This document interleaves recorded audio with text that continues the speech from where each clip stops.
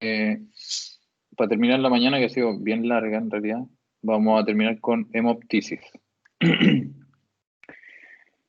La hemoptisis es la expulsión por la boca de sangre proveniente de la vía respiratoria. Eso es la definición de hemoptisis. Cuando nos enfrentamos a un paciente con esto, es necesario evaluar correctamente la clínica y actuar de manera protocolizada para determinar los procedimientos diagnósticos y terapéuticos más adecuados para el paciente. Vamos a ver en la clase la definición, cómo se clasifica y las causas, el diagnóstico y el tratamiento.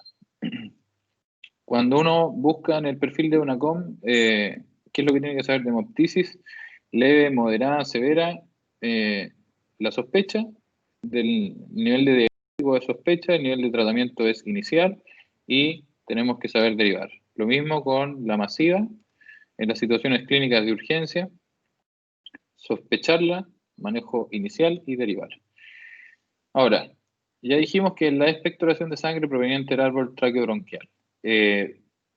Hay un espectro clínico, puede ir desde esputo con estrías de sangre, que lo conocemos como expectoración hemoptoica, puede ser hemoptisis franca, ya cuando es sangre fresca, roja, rutilante, con algunas burbujas, esa es la descripción clásica, y la hemoptisis masiva, que es la expectoración de sangre fresca, pero en cantidades importantes, y va a ser masiva, no, o sea, en la literatura hay diferentes definiciones de hemoptisis masiva. Hay algunos que le otorgaban un valor de corte, por ejemplo, cuando era más de 500 ml en 24 horas, eh, o en un tiempo variable.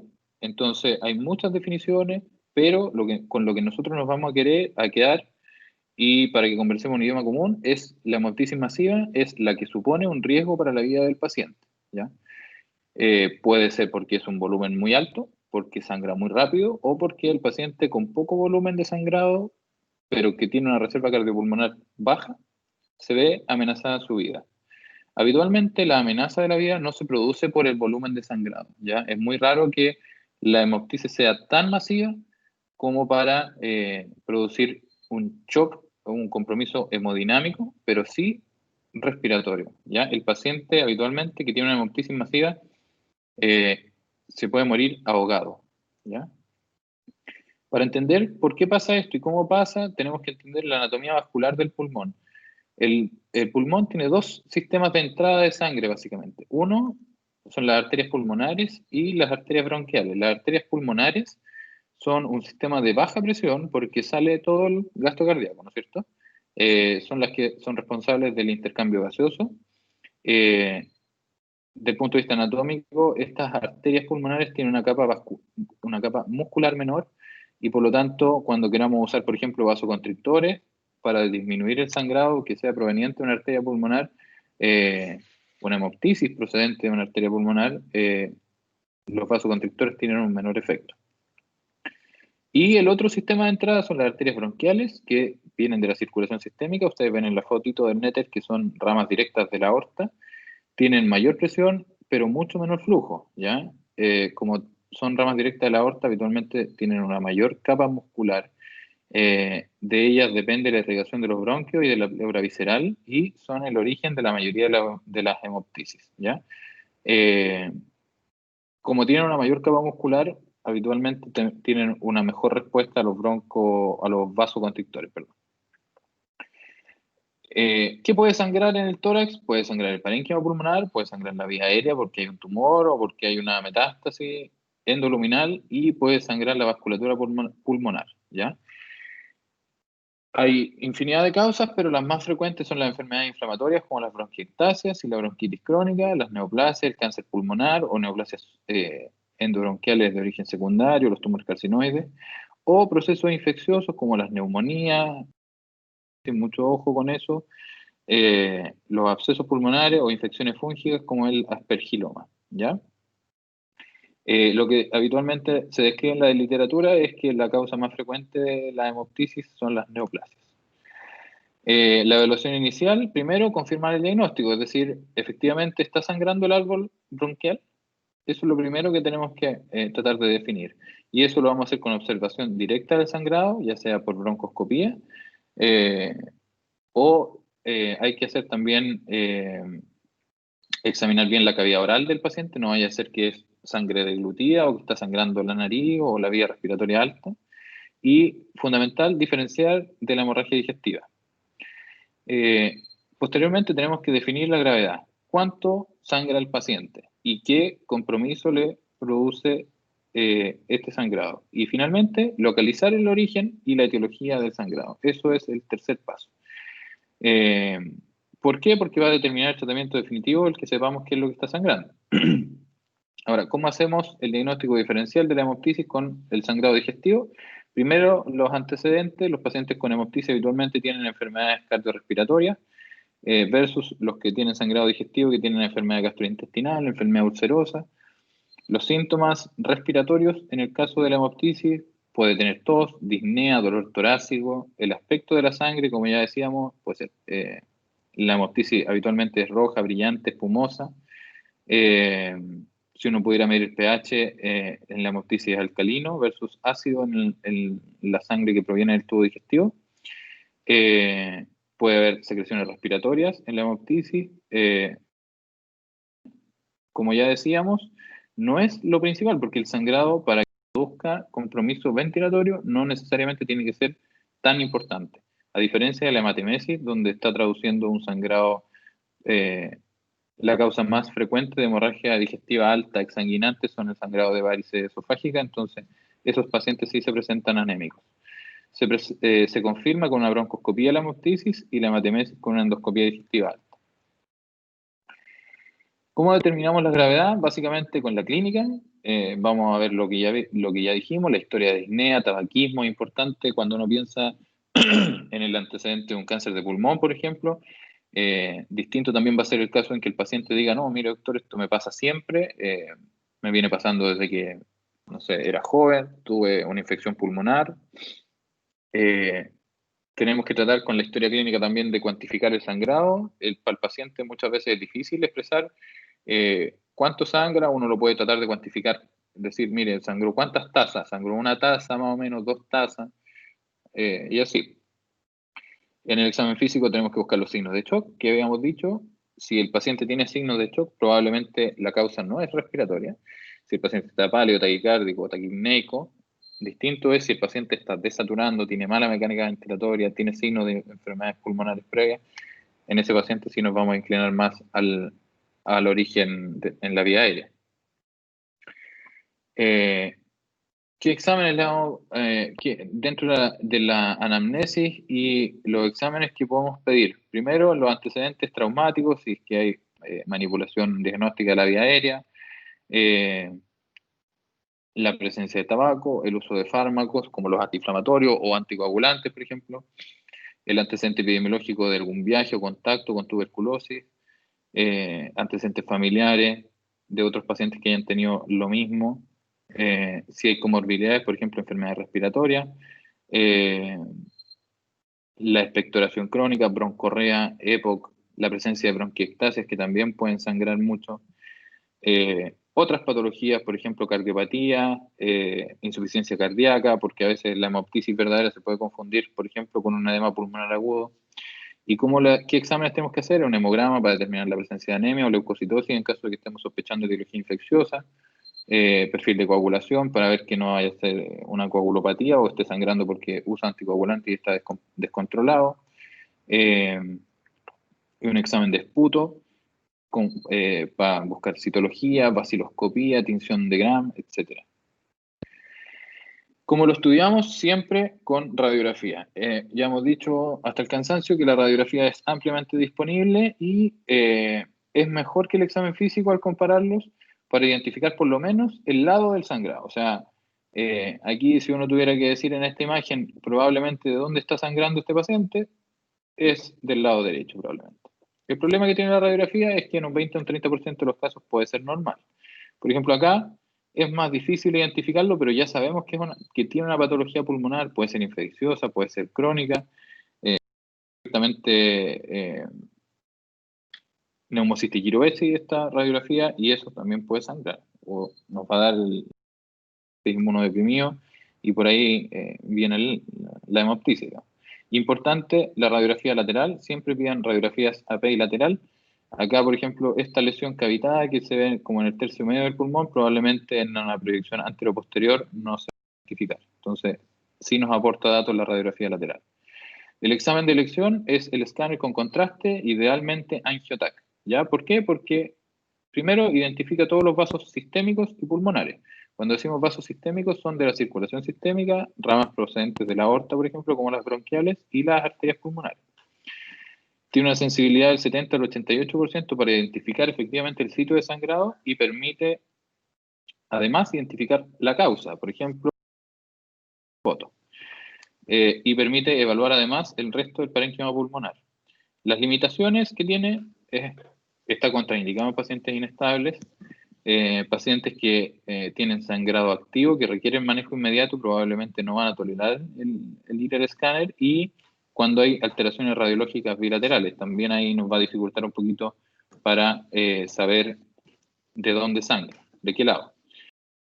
¿Por qué tiene que ser con contraste además? Por lo que habíamos visto ya previamente, esto es un escáner sin contraste, la fase sin contraste de un escáner de pulmón, donde vemos que se ve una masa pulmonar al lado izquierdo, pero que cuando le agregamos contraste ya sabemos que es una masa heterogénea, probablemente neoplásica, ¿no es cierto? La ventana pulmonar nos va a permitir evaluar la presencia de otras lesiones en el resto del parénquima y, por ejemplo, es una reconstrucción 3D de un AngioTAC donde vemos perfectamente la vasculatura pulmonar, y esto se supone que gira, pero ahí va la aorta y uno podría ver las ramas bronquiales, ¿ya? Esta imagen la explica mejor. Ustedes ven, esto es un corte sagital de un angioTAC de tórax, esa es la arteria pulmonar y viene con sus ramas hacia el lóbulo inferior derecho, y ahí se ve como la flecha apunta un sitio de sangrado que se reproduce acá en la reconstrucción tridimensional. Acá se ve que hay sangrado activo. ¿Cómo manejamos estos pacientes? Primero, la broncoscopía, el papel primordial que juega la broncoscopía en el diagnóstico de la hemoptisis. Primero se puede hacer en la cama del paciente, tiene alta sensibilidad para ubicar el sangrado, hasta un 93%, permite diagnosticar la causa en caso de que se observe, y puede ser terapéutica del foco de sangrado y reanimar. Entonces, primero tenemos que confirmar que la sangre sea procedente de la vía respiratoria. Acá se ve claramente que hay sangre en la vía aérea. Segundo, podemos identificar la causa. Acá hay un tumor que se ve súper friable, ¿no es cierto? Que hay estigmas de sangrado reciente. Y además podemos, a través del broncoscopio, con algo de instrumental un poquito más avanzado, ¿no es cierto? Bloquear efectivamente el segmento de donde sangra el paciente y así proteger el resto de la vía aérea. Cuando ya confirmamos el diagnóstico, tenemos que tratar al enfermo y las medidas generales primero son reposo absoluto en decúbito lateral del lado afectado. O sea, uno pone al paciente en cama, que no se levante y le dice que se acueste del lado que nosotros pensamos que está sangrando. Eso por gravedad hace o protege en teoría el lado sano, ¿ya? Y el paciente termina sin asfixia.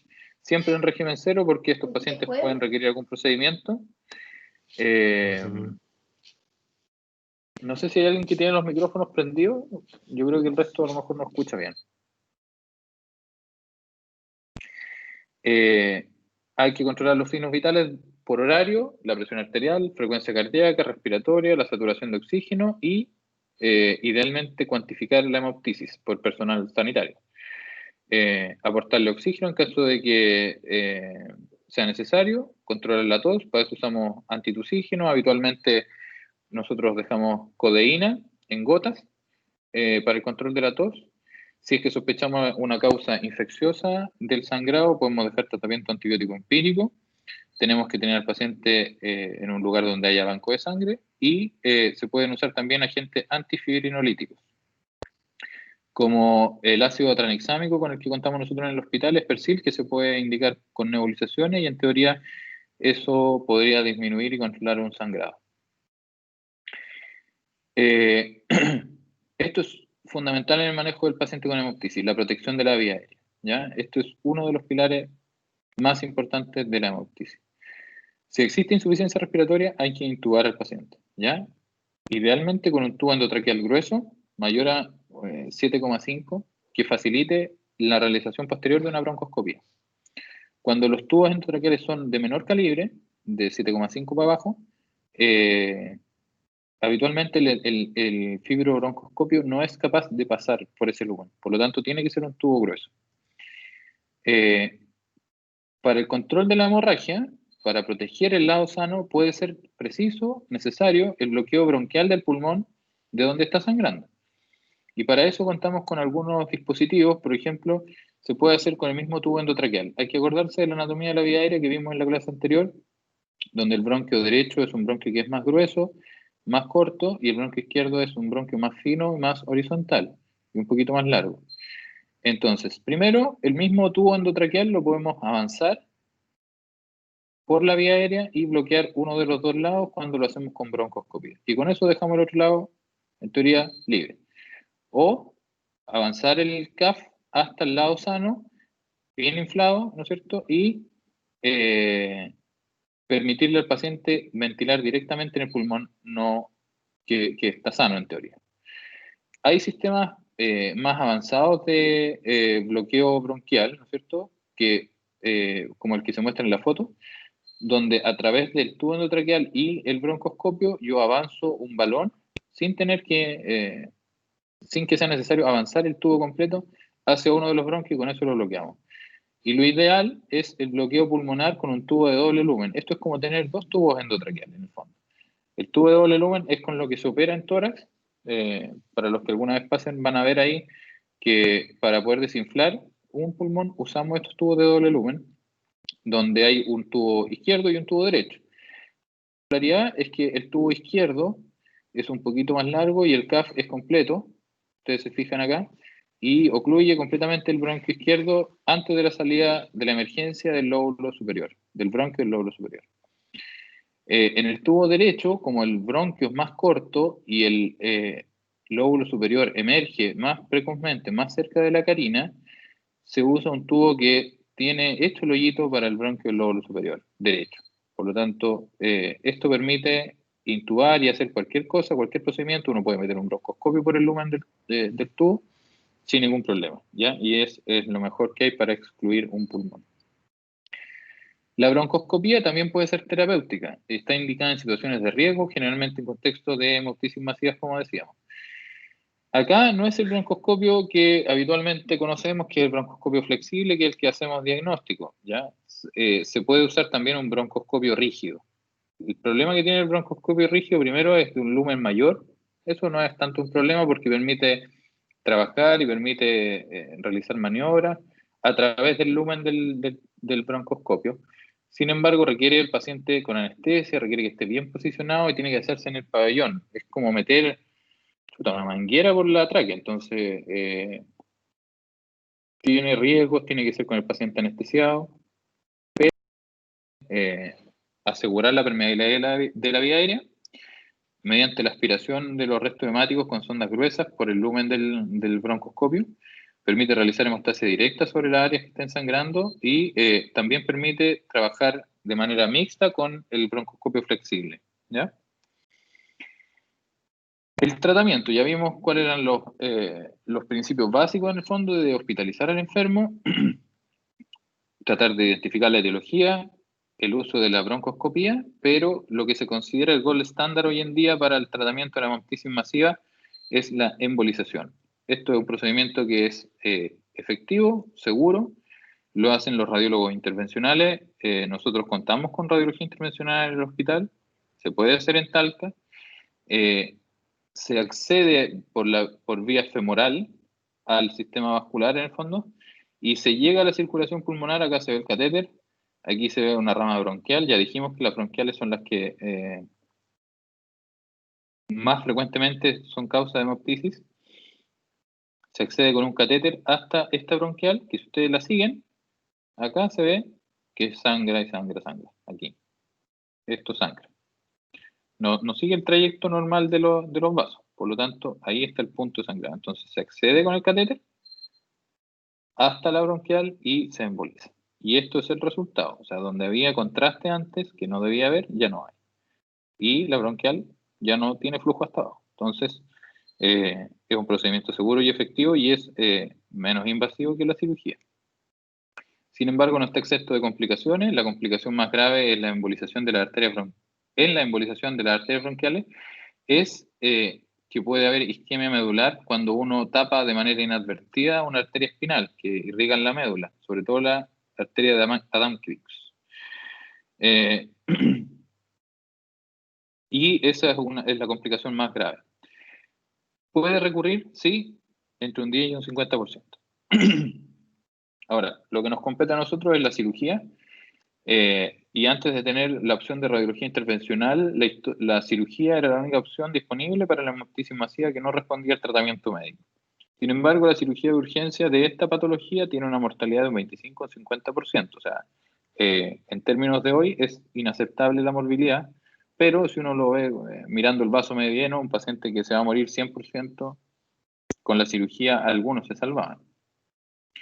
El problema de la cirugía y lo que condiciona la morbilidad en esta cirugía es que frecuentemente uno se enfrenta a condiciones quirúrgicas adversas. ¿Por qué?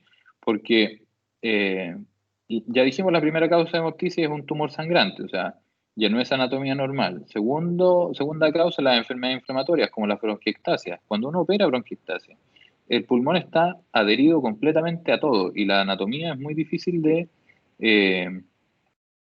diferenciar. Los pacientes que sangran también no son gente joven de 20 años, son pacientes que están habitualmente muy deteriorados. Y todo eso hace que la cirugía sea muy compleja, ¿ya?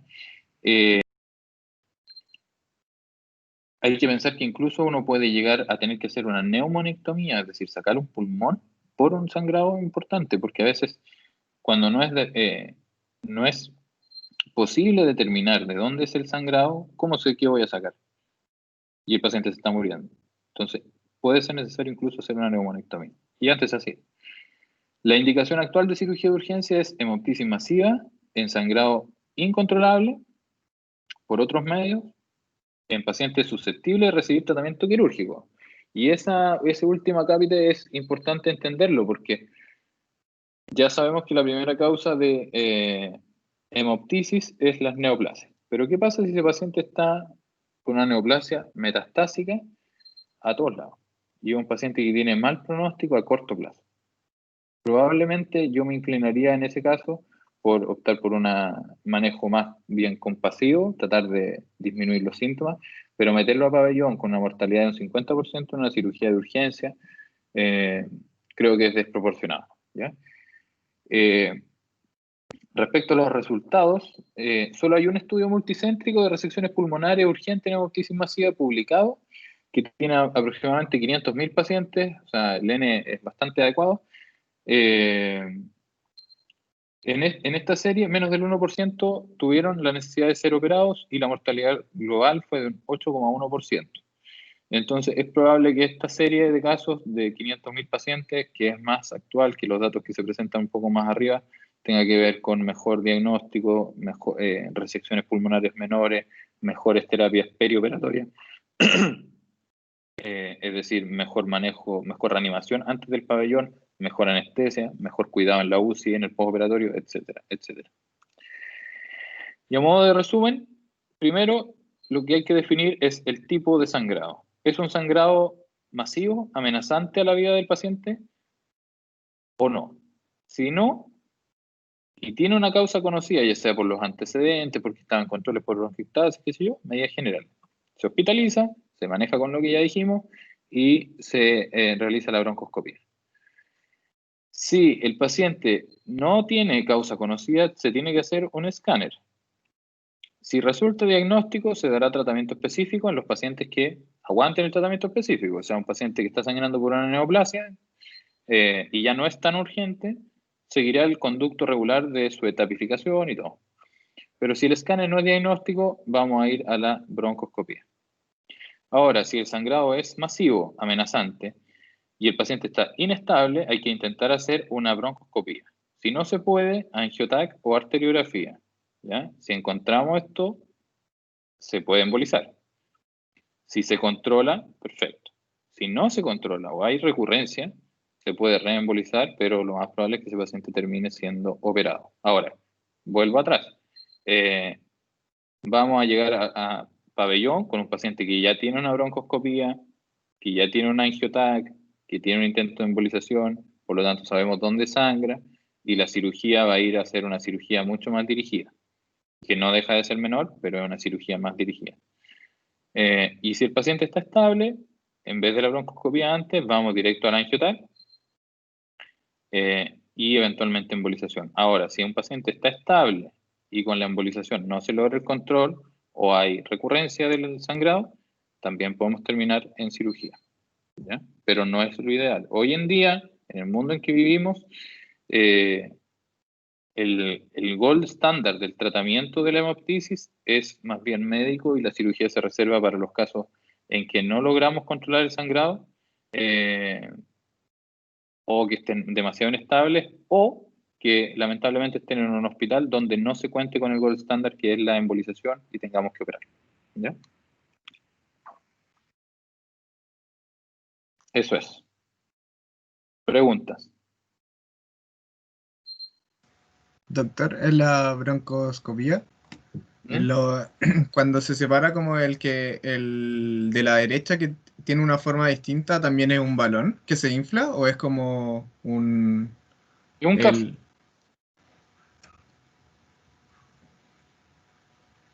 ¿Se está compartiendo la presentación todavía o no? no?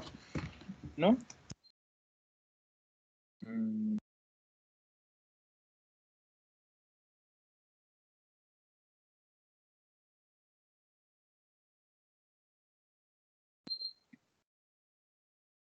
¿ahí? Ahí sí. Ya. Estábamos en esta, ¿no es cierto? Sí, Ya. Cuando hablamos de balones, son este tipo de balones, ¿cachai? Que no, en el fondo no tienen lumen, como lo que se muestra en la foto, en esta foto, ¿ya? Eso es un balón que ocluye completamente el bronquio, ¿ya? Y tapa, y si esto sigue sangrando, va a sangrar hasta ahí, ¿cierto? Porque está tapado. A diferencia de los balones que ocluyen, el tubo doble lumen permite aspirar, por ejemplo, a este lado. ¿Estamos hablando del lado izquierdo o del lado derecho? ¿Cualquiera? el del derecho me daba más dudas que el izquierdo. ¿Este? No, este. O sea, el lado derecho, pero en la foto izquierda. O sea, sí, El que dice que tubo derecho. sí tuvo derecho. Ya, mira. El tubo doble lumen, que es la foto, es como si fueran dos tubos en uno, ¿ya? Viene uno hacia la izquierda, que queda justo al frente del lado del bronquio izquierdo, ¿sí? Y tiene un tubo que entra al bronquio fuente del lado derecho, pero que tiene una apertura, además, para permitir la insuflación del bronquio del lóbulo superior derecho, ¿sí? ¿Hasta ahí vamos Sí, bien? sí, sí. Ya. Este tubo, además, tiene dos CAF. El CAF es esta bolsita que se infla cuando uno intuba a un paciente, ¿ya? Entonces, tiene un CAF traqueal, que está acá arriba, que bloquea la salida de aire desde cualquiera de los dos bronquios hacia afuera, y también impediría la aspiración, por ejemplo, de secreciones, o de contenido digestivo si el paciente vomita. Y tiene un segundo CAF en el tubo que está dentro del bronquio. ¿Se entiende? ¿Hasta ahí? Sí, Ya, entonces esto, al igual que el CAF traqueal, se inflan los dos, ¿ya? Con aire, se inflan. Pero este CAF rodea el lumen del tubo, ¿cachai? O sea, si yo meto un broncoscopio por aquí, puedo pasar hacia distal y ver hasta dónde está sangrando. ¿Se entiende la diferencia? Este tiene un lumen.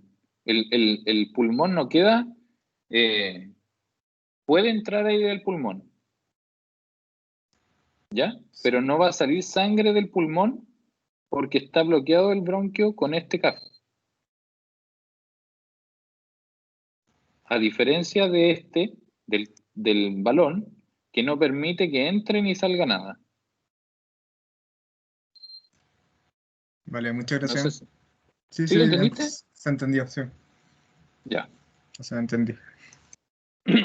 No, porque, o sea, a mí también me costó entender la cuestión del todo el lumen, ¿cachai? Así que si tienen dudas, pregunten nomás.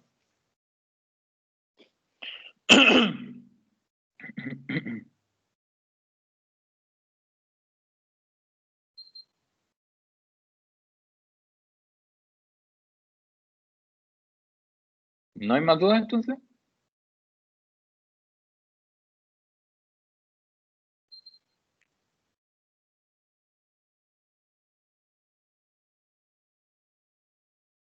Bueno, muchachos, nos vemos en la tarde. ¿A qué hora partimos?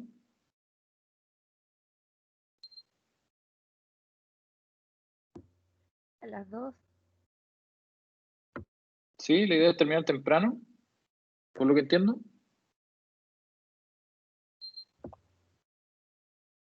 Sí. Bueno, nos vemos en la tarde entonces. Chao, Bueno, gracias. gracias, doctor. Ya, doctor, Chao. gracias. Gracias. Nos Chao, vemos. chao.